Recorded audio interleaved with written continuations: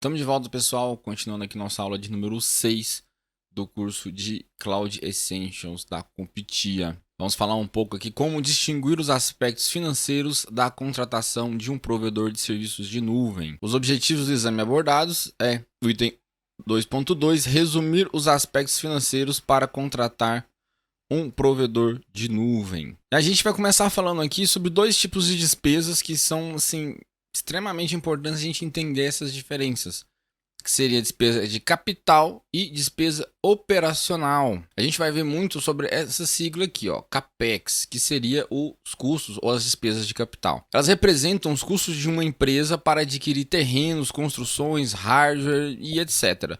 Normalmente está vinculado a investimento. Geralmente custos de longo prazo, são custos que vão se pagar assim, depois de muito tempo. Despesas de capital e TI, alguns exemplos aqui: servidores, roteadores, switches, equipamentos de uma forma geral entram aqui nas despesas de capital. E pode ser depreciado ao longo do tempo. Ou seja, você compra um roteador hoje aqui, daqui 3, 5 anos, ele já não vai estar sendo mais útil, vai ter tecnologia mais nova, até questão de velocidade mesmo, né? Por isso aqui tem essa questão de depreciação ao longo do tempo. E como que fica as despesas de capital com a nuvem, né? O relacionamento entre isso. A nuvem tende a mudar os investimentos de TI de capital para custos operacionais, que a gente vai ver logo em seguida. As empresas costumavam realizar grandes investimentos em infraestruturas de TI tradicionais, que raramente haviam utilização de pico. A pessoa comprava lá um servidor com 64 cores e o negócio ficava a maioria do tempo lá em 40% de uso, quando chegava muito 50%. Trouxe um exemplo aqui: vendas sazonais podem exigir o uso de servidores poderosos por X tempo, e em seguida os servidores são subutilizados, como por exemplo na Black Friday, Natal, Dia das Mães. Então durante essas datas aqui, ou até em pontos específicos, dependendo do negócio, por exemplo, se você tem uma escola ou uma faculdade, em época de matrícula ali vai ser o pico de utilização do sistema. Então a infraestrutura on-premise ali, que é a infraestrutura legada, ela tem esse pico de uso que às vezes até precisa comprar equipamento para atender esse pico, mas na maioria do tempo ele é subutilizado, né? Fica ali, como eu disse, pouca carga, né? Pouca carga de trabalho. E os custos operacionais são os custos diários com a manutenção de serviço. Como exemplo, folha de pagamento, benefícios funcionários, suprimentos, anúncios e coisas do tipo. As despesas operacionais de TI já são a parte da equipe de TI, treinamento, serviço de utilidade pública, contratos de serviços, entre outros. E como ficam os custos operacionais com a nuvem, o relacionamento com a nuvem? Modelos de serviço como software as a service, que a gente já vive, já sabe muito bem o que é, alteram a estrutura dos custos. Uma assinatura mensal paga conforme o uso pode ser mais econômica do que o licenciamento tradicional. Às vezes você quer usar ali um serviço até mesmo por pouco tempo, por alguns meses. Então ter que comprar uma licença completa daquele sistema pode ser não muito viável. Os serviços de nuvem fornecem flexibilidade e eficiência com elasticidade e serviços devidamente mensurados. Se você vai ter um pico de uso, você aumenta ali o seu poder computacional. Se você não está utilizando muito aquilo ali, você baixa seu poder computacional, economizando muito dinheiro, né? E como fica a questão dos custos fixos versus custos variáveis? Os custos fixos representam o custo de manutenção da infraestrutura de TI, como servidores, roteadores, storage e relacionados. Os custos permanecem os mesmos independente da produção. Ou seja, se você comprou aquele servidor X ali, você colocou ele ali, ele vai gastar energia, manutenção, suporte, é algo fixo, não vai variar. Já nos custos variáveis, os custos podem variar dependendo da produção. Se eu preciso de mais poder computacional, eu vou ter que aumentar minha carga de trabalho ali. Então, vou pagar mais por isso. Mas se eu tenho menor demanda ali de poder computacional, eu posso diminuir minha utilização e, consequentemente, vou pagar menos por isso. Uma migração para a nuvem pode mudar os gastos de TI de fixo para variáveis. Ou seja, o data center, todo mês ali, ele tinha um custo X. Já na nuvem, esse custo ele não vai ser mais fixo. Todo mês vai vir X. Não, tem mês que vai vir menos, tem mês que vai vir mais. Então, assim, por isso essa questão de mudar os custos de fixos para variáveis. Os gastos devem ser equilibrados com o retorno de investimento, o famoso ROI, né? E as expectativas de custo total de propriedade, o TCO. Falar um pouquinho agora sobre os modelos de licenciamento. A gente vai falar sobre licença perpétua, licença por assinatura, Bring Your Own License e gerenciadores de licença. O licenciamento perpétuo, ele é uma compra permanente do direito de usar o software indefinidamente. Você comprou dali, o software é seu. O licenciamento é tradicional, é o que mais comum, digamos assim. O software é pago sendo utilizado ou não, e ele não é ágil. Ou seja, tem uma certa demora em você comprar a licença, poder implementar. E aí o seguinte, quando a gente fala aqui de uso, só um parênteses rapidinho aqui, o uso indefinidamente, ou seja, uso perpétuo, é meio assim, não totalmente perpétuo. Porque, por exemplo, dependendo da plataforma que você utilizar determinado software, pode ser que venha outro sistema operacional mais novo e aquele software seu não tenha mais suporte. Tem a questão de atualização também. Então, às vezes, solta uma atualização nova ali e o seu software, a versão que você tem não tem, você vai ter que pagar o suporte para poder atualizar. Então, não é bem assim, comprei e vou usar pro resto da vida. Tem alguns poréns aí. Já o licenciamento por assinatura, ele é padrão para serviços em nuvem, né? Você paga ali para poder usar. São opções flexíveis para aumentar ou diminuir a quantidade de licenças necessárias. Se hoje eu estou lá com uma contratação, tem um exemplo, né, o Office 365, na minha empresa lá tem 20 funcionários, eu pago pelas 20. Amanhã chegou mais 5, 25, demiti 10, volta para 15. Então não é aquela questão de, eu vou ter que comprar uma licença, e a licença às vezes é cara, né, para fazer aquela utilização. E aqui ele pode ser faturado de forma mensal ou anual, que é o mais interessante, né? Se eu quero ali essa questão, por exemplo, da volatilidade dos funcionários. Funcionários entram e saem da empresa e tudo mais. Eu faço assinatura mensal, de acordo com o mês ali, tantos funcionários tá esse mês, então vai ser pago tanto. E assim vai indo. Pode se tornar mais caro para um software com vida útil muito longa. Aí é onde a gente volta naquela questão da assinatura perpétua. De fato, ela é perpétua? Mais ou menos. Vamos pegar um exemplo aqui do Office. Tem o Office 365, ele é pagamento mensal ou anual. Se você tem uma empresa de contabilidade, por exemplo, é meio primordial ali, pelo menos imagina você ter um Word, um Excel, né? Então você sabe que a sua empresa sempre vai depender daquilo ali. Hoje, a assinatura do Office 365, ele tem outros benefícios, tem um Drive, enfim, mas vamos pensar só esses dois softwares, Word e Excel. Suponhamos que você paga lá, não sei o valor exato, tá, pessoal? R$100 por mês. E a licença, você comprar ela perpétua, seria, sei lá, R$1.000. Então, pode ser que em 2 anos, se você compra a licença, ela vem com suporte, sei lá, de 2 anos. Se você só usa só esses dois softwares, pode ser mais interessante comprar perpétua. Por mais que você saiba que daqui a um tempo você vai ter que atualizar ela. Então, assim, nem sempre esses conceitos que a gente traz, que é utilizado em nuvem, se aplica para todo mundo. Precisa ter um estudo, né, de viabilidade para ver se aplica, para ver se é aplicável ao seu caso. Traga sua própria licença, é utilizado para software, serviço ou sistemas operacionais, quando a sua organização já tem as licenças. Sua licença é válida se o software foi implantado no local ou na nuvem. Por exemplo, a Microsoft fornece soluções para software como Windows Server, SQL Server, Exchange, SharePoint, Dynamics. Bom, quando a gente fala aqui, por exemplo, de Windows Server, a licença do Windows Server é muito barata. Pegar uma licença de servidor e passar para a nuvem, não compensa tanto. Às vezes compensa mais você alugar a licença, que é o próximo caso que a gente vai ver, do provedor de nuvem, do que tirar sua licença do seu ambiente on-premise e levar para a nuvem. E normalmente, na maioria dos casos, vai ser mantido uma nuvem híbrida, vai ser uma migração 100%.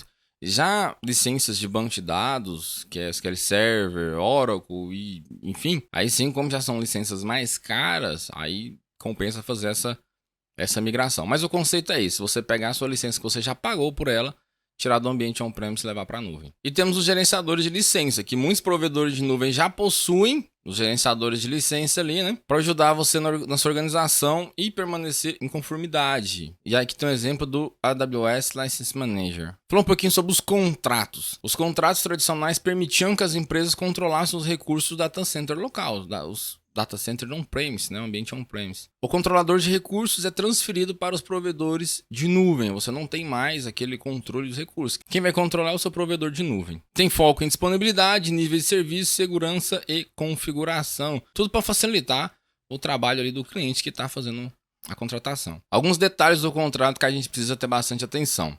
A propriedade dos dados deve ser declarado explicitamente que a empresa possui os dados e que os dados devem ser devolvidos mediante solicitação. Mediante solicitação e provavelmente vai ter um custo embutido aqui, né? Mas enfim, tem que estar declarado isso lá, tem que estar explícito que para não ter um lock-in, né? Você terminou o contrato ali, os seus dados estão na nuvem, você não consegue tirar. E aí? Segurança de dados deve ser declarado explicitamente que os dados estão protegidos. Essa segurança geralmente inclui backups, proteção contra riscos de dados, redundância e localização de data centers. Também tem que estar tudo isso em contrato. Propriedade intelectual deve ser declarado, passou um R aqui, deve ser declarado explicitamente que os processos e projetos da empresa pertencem exclusivamente a ela e não podem ser duplicados pelo CSP. Por mais que a gente pense assim, não, mas isso aqui é meio óbvio. Hoje está meio óbvio com a maioria dos provedores de serviço de nuvem aí, mas é algo que tem que ser verificado. Continuando, os níveis de serviço. Os níveis de serviço apropriados devem ser definidos para especificar a disponibilidade das funções do negócio. Podem incluir tempo de atividade, balanceamento de carga, desempenho e tempo de respostas a problemas. Garantir níveis de serviço adequados é uma das principais tarefas ao estabelecer um contrato com o CSP. Isso é bem tranquilo, né? Mas dependendo da empresa, tem que ser alinhado direitinho ali, porque tem um tratamento diferente por não poder ficar tanto tempo sem atividade, sem funcionamento. Disponibilidade de serviço. A empresa transfere o controle da disponibilidade para o CSP, portanto, as provisões devem estar em vigor para garantir que os dados e serviços estejam sempre disponíveis para os clientes. Também bastante tranquilo, hoje a maioria dos CSPs aí está com disponibilidade bem alta. Recuperação de desastres e continuidade de negócios. Deve ser verificado se os planos de recuperação de desastres e continuidade de dados estão em vigor. Como consumidor, sua empresa tem o direito de solicitar e revisar o plano de continuidade de negócios dos CSPs e as informações de recuperação de desastres. Também bem tranquilo.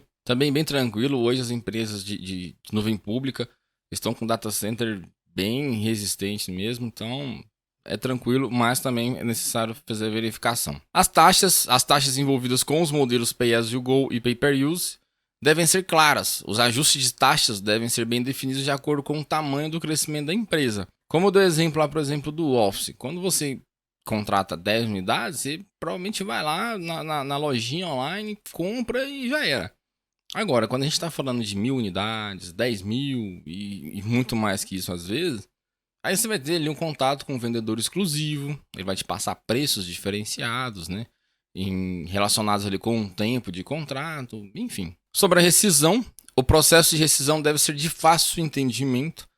Um dos benefícios do modelo as a Service é que o serviço pode ser encerrado a qualquer momento, quando o cliente não sente mais que as suas necessidades estão sendo atendidas. O CSP pode especificar uma cláusula de aviso ou bloquear o cliente por um período específico de tempo para justificar os custos de implantação. Que seria meio que aquela fidelidade, né? Alguns operadores de telefonia adoram isso daqui. Mas essa questão aqui, a cláusula de aviso ou bloquear o cliente. E pode, às vezes, também cobrar uma taxa de saída, que a gente vai ver agora. Negociar uma estratégia de saída para garantir que os dados sejam recuperados e que estejam em formato legível ou transferível. Acontece muito questão de lock-in. Às vezes você faz uma implementação ali na nuvem, quando você vai sair, aquela implementação que foi feita, ela não funciona em mais nenhum outro tipo de nuvem. Aí você fica travado. Então, assim, tem que ter bastante cuidado com essa questão aqui de lock-in, que é esse travamento dos dados, bloqueio dos dados. Tenha cuidado com as taxas de saída antecipada, no caso do cancelamento, caso precise rescindir o contrato. Tente negociar essas taxas para reduzir ou eliminá-las. Então é tentar negociar com o provedor essas taxas de saídas antecipadas e até mesmo tentar não pagar elas, né? Certifique-se de ter direito a auditar o provedor. Especifique os contratos terceirizados que você pode contratar, se possível, e as ferramentas que serão utilizadas. Também deve haver uma cláusula para conformidade contínua com regulamentos, como os padrões de PCI, que é para a empresa que mexe com pagamento com cartão de crédito, né, esse PCI aqui. Então, às vezes, você não vai ter conhecimento técnico suficiente para saber como que o CSP está tratando seus dados, como que está funcionando isso e tal. E você pode contratar outras empresas para fazer essa auditoria. Porém, tem que ver se isso também está vigente em contrato. Certifique-se de verificar a concorrência. Existem muitos CSPs e, embora a AWS e Azure sejam as opções mais comuns, nem sempre são as mais adequadas para todas as organizações. Então, pesquisar, usar lá aqueles requests que a gente viu para poder fazer o levantamento e estudo de viabilidade mais preciso. Compreenda a escalabilidade do contrato. À medida que a sua empresa cresce, suas necessidades de serviços em nuvem também crescem. Você deve garantir que seu contrato não estipule custos de expansão excessivos. Normalmente, essa questão de contrato, quanto mais tempo, menos você vai pagar. Mas Se a sua empresa precisa de X hoje e amanhã ela passa a precisar de 2X, pode ser que o preço também não seja 2X, seja 3, 4. Então, pode ter um abuso ali na questão de preço, então por isso que você precisa ver essa questão da escalabilidade do contrato. Parte de cobrança e pagamentos. Normalmente se utiliza modelo de pagamento Pay as you go ou Pay per use, né, que é você paga pelo uso. Alguns recursos, como máquinas virtuais ativas, são cobradas estando em uso ou não. Tem um exemplo aqui, um desenvolvedor cria uma máquina virtual de teste e deixa em execução após o uso. Isso gera uma taxa. Uma maravilha, né? Esse é o lado meio ruim do autoatendimento. Se a pessoa não souber o que ela está fazendo ali, a conta no final do mês pode vir um tanto salgada. Os painéis mostram informações de faturamento. Isso aqui é um dashboard com a exceção um relatório de VM, né? VM 001, 03, 02 e o custo dela aqui, sistema operacional. Fala um pouquinho sobre capital humano, treinamento da equipe de TI e do usuário final. Treinamento da equipe de TI. As habilidades de administradores de nuvem não são as mesmas de administradores em ambiente on-premise. Tem algumas diferençazinhas aí. A base é a mesma, porque é tudo rede, né? Mas tem algumas questões específicas de nuvem que precisam ser reaprendidas. A formação técnica é muito das vezes negligenciada e as empresas devem garantir que a equipe esteja atualizada com as tecnologias de nuvem. Áreas específicas para o desenvolvimento profissional. Segurança na nuvem, né? Desenvolvimento em nuvem e DevOps. Migração e administração. A parte de segurança de nuvem, só falar rapidamente aqui. É necessário fazer uma segurança diferente, né? No ambiente de nuvem. O desenvolvimento em nuvem, ele também tem alguns detalhes, dependendo da arquitetura, a plataforma que for desenvolvida. DevOps, parte de implementação, de automatização e disponibilização de serviços, é diferente em nuvem. Parte de migração, nem todo mundo entende como que vai fazer essa migração, então tem que ter estudo e experiência nisso. E a parte de administração também difere, porque alguns tipos de serviços somente tem nuvem e que não existiam anteriormente em ambiente on-premise. Treinamento do usuário final. Os aplicativos de software as a service podem ter um ciclo de vida menos previsível e o fornecedor decide quando sua organização implementa uma nova versão de software. E o treinamento pode ser necessário para essas mudanças mais rápidas. Como você tem uma contratação ali que você paga pelo uso, pode ser que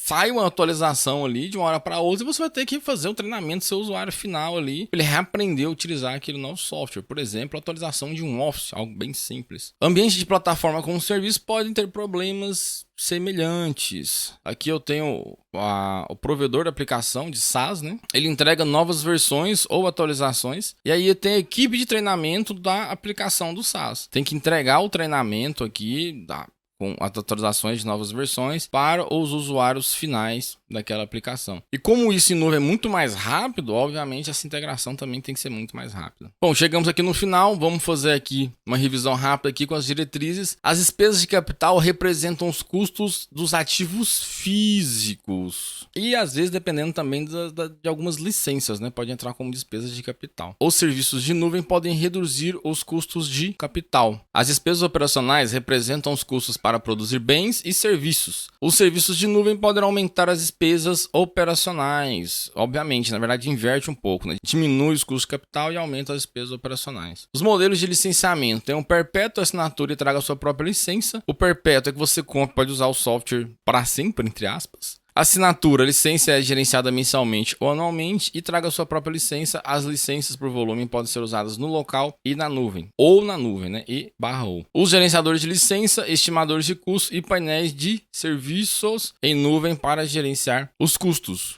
Seja cuidadoso ao negociar os contratos, treine a equipe de TI. As habilidades de administração de nuvem são diferentes das habilidades de administração local e o software baseado em assinatura pode exigir um treinamento adicional do usuário final. Bom, pessoal, espero que tenham gostado. Nossa aula termina por aqui.